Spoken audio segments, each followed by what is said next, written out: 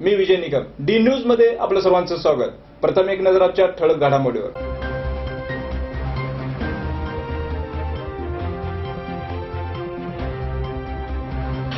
सांगोले सूतगिरणीच्या कर्ज पुरवठ्याबाबत परवानगी देणार मुख्यमंत्री देवेंद्र फडणवीस।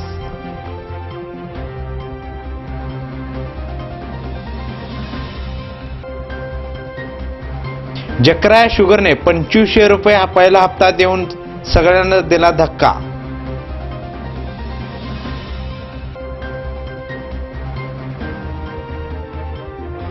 आता आरटीओ कार्यालयातही ऑनलाईन सेवेमुळे दलालांना बसणार लगाम।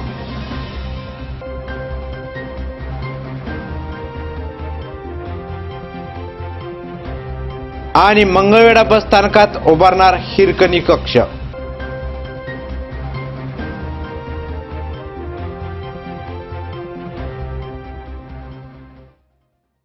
आता पाहूया सविस्तर बातमीपत्र। सोलापूर जिल्ह्यातील सांगोले शेतकरी सहकारी सूतगिरणीच्या कर्ज पुरवठ्याबाबत पंढरपूर अर्बन सोसायटीला शासनाकडून परवानगी देण्यात येईल असे मुख्यमंत्री देवेंद्र फडणवीस यांनी सांगितले। ते सूतगिरणीच्या प्रश्नाबाबत विधानमंडळाच्या मंत्री परिषद सभागृहात आयोजित बैठकीत बोलत होते। सांगोल्यासारख्या दुष्काळी भागातील ही सूतगिरणी सातत्यपूर्णरित्या चांगली चालत चालली आहे। या ठिकाणी 900हून अधिक कामगार आहेत। तथापि अलीकडे संचित तोट्यामुळे सूतगिरणीला आर्थिक अडचणीचा सामना करावा लागत आहे। त्यामुळे 12 कोटी कर्जाची मागणी बँकेकडे केली आहे। या कर्ज पुरवठ्यासाठी शासनाची परवानगी आवश्यक आहे। ती मिळवण्याकरता शेकापचे ज्येष्ठ आमदार गणपतराव देशमुख यांनी शासनाकडे मागणी केली।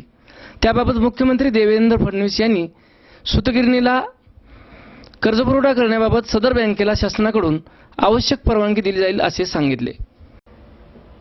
जकराया शुगरचे चेअरमन बीडी जाधव यांनी त्यांच्या कारखान्याच्या वतीने 2500 रुपयांचा पहिला हप्ता देणार असल्याचे जाहीर करून सगळ्यांना धक्का दिला। जकराया शुगरचे चेअरमन ॲडव्होकेट बीडी जाधव यांनी त्यांच्या कारखान्याच्या वतीने 2500 रुपये पहिला हप्ता देणार असल्याचे जाहीर करून सगळ्यांना धक्का दिला। सोलापूर जिल्ह्यातीलच वटवटे तालुका मोहोळ येथील जकराया शुगरने सर्वात अगोदर जाहीर केल्याप्रमाणे यंदाच्या हंगामाचा 2500 रुपयांचा दर बोलल्याप्रमाणे शेतकऱ्यांना अदा करण्यास सुरुवात केली आहे। जकराया साखर कारखाना हा 2500 TCDचा कारखाना आहे। आमचं जे कार्यक्षेत्र आहे ते मोहोळ, मंगळवेढा आणि दक्षिण सोलापूर आहे। प्रामुख्यानं जो ऊस येतो आमच्या कारखान्याला तो सरासरी 25 किलोमीटरच्या परिसरामधला आहे आणि जास्तीत जास्त आम्ही 40 किलोमीटरपर्यंत जातो। त्यामुळं वाहतुकीवरचा जो काय खर्च आमचा वाचणार आहे त्याच्यातले आम्ही 100 रुपये शेतकऱ्यांना द्यायचं ठरवलं आहे ज्यादा। 2500 TCD बरोबरच आमचा कारखाना जो आहे या कारखान्याचं जे कोजन आहे ते कोजन आम्ही सुरुवातीपासूनच दिलेलं आहे आणि कोजनमधूनही आम्हाला जे काय पैसे मिळतात त्याच्यातला एक टनाला 100 रुपयाचा वाटा आम्ही शेतकऱ्यांना द्यायचं ठरवलं आहे। आता घेऊया एक छोटीशी विश्रांती।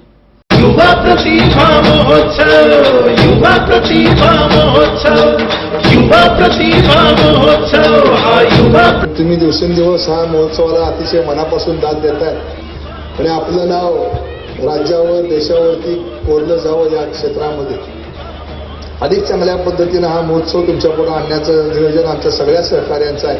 खूप छान वाटतंय। जसं मी म्हटलं, मी पहिल्यांदा पंढरपुरात आले आणि इतका छान ऑडियन्सचा रिस्पॉन्स बघून मला खूप छान वाटतंय। पुन्हा एकदा मी म्हणेन की खरंच मी खूप भारावून गेले आहे। मी पुन्हा एकदा हेच म्हणेन, पुणे मुंबईत पण असा कार्यक्रम होत नाही तो परिसरात। तर खरंच खूप सुंदर नियोजन आणि खूप चांगली संकल्पना, लई भारी संकल्पना आहे आणि मी म्हणेन पुढचे 100 वर्ष का 1000 वर्ष हा महोत्सव चालू राहो आणि दरवर्षी मला इथे यायला आवडेल आणि सगळ्या कलाकारांना शुभेच्छा द्यायला आवडेल।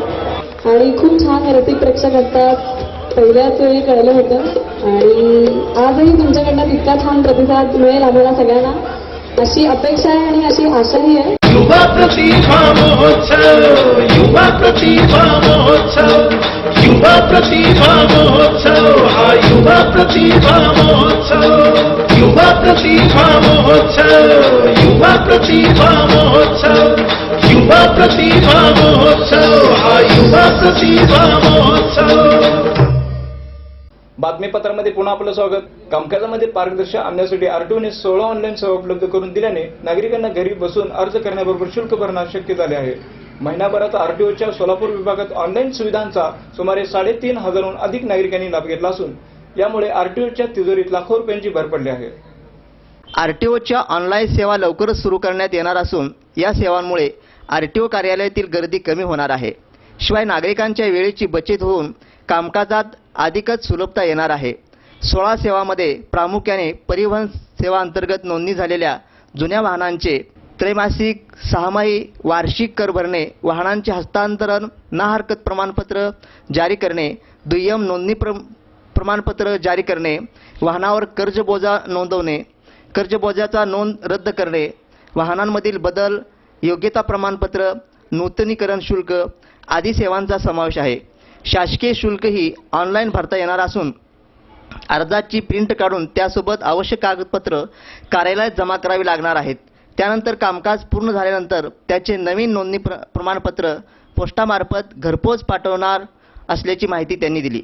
बस स्थानकावर तान्हुल्या बाळांना स्तनपान करताना होणारी मातांची गैरसोय लक्षात घेऊन राज्य परिवहन महामंडळाच्या वतीने मंगळवेढा बस स्थानकाच्या ठिकाणी हिरकणी कक्ष उभारण्याचा निर्णय घेतला असल्याची माहिती आगार प्रमुख मथुरा जाधवर यांनी दिली.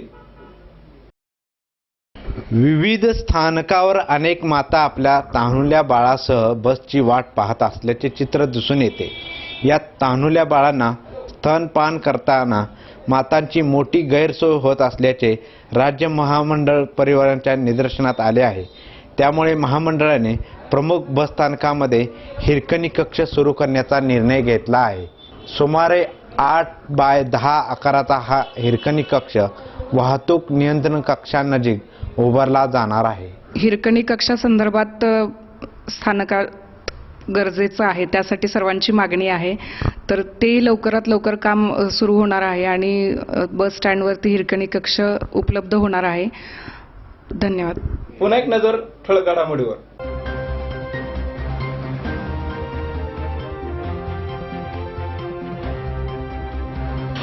सांगोले सूतगिरणीच्या कर्ज पुरवठ्याबाबत परवानगी देणार मुख्यमंत्री देवेंद्र फडणवीस.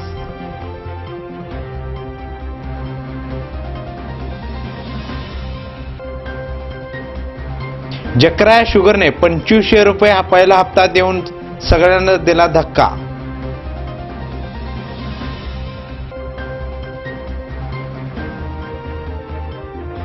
आता आरटीओ कार्यालयातही ऑनलाईन सेवेमुळे दलालांना बसणार लगाम.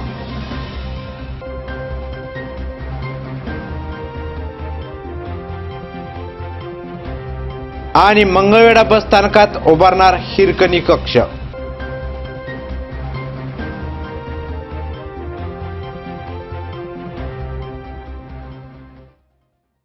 हे होतं आजचं बातमीपत्र. पुन्हा भेटूया एका नवीन बातमीपत्रासोबत. तोपर्यंत पाहत राहा डी न्यूज. नमस्कार.